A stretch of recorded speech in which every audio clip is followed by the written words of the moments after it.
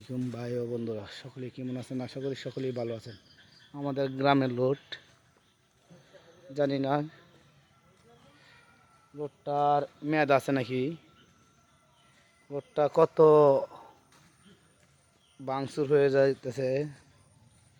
মানুষ এখানে মন নিতে সমস্যা হয়, ডানে বামে। যদি এই লোডটাকে আর একটু যদি বড় করা যায় তাহলে খুবই ভালো হয়।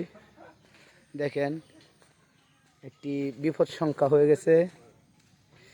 বাম পাশে লোডটা ভেঙে গেছে, ভেঙে অনেক এখানে কেউ মোড় নিলেই ভয় পা যেন গাড়িটা উল্টে যায়। তারপর দেখেন রোডের ওই পাশটায় মাটি চলে গেছে।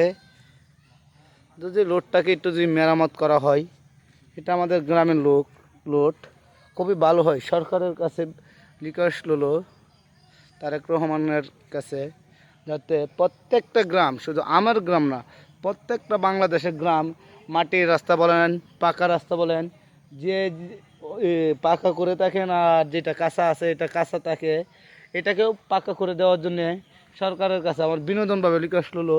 কারণ না, মানুষ খুব দুর্ভিক্ষর মধ্যে আছে। প্লিজ সবগুলো লোড একটু মেরামত করে দেওয়া হোক।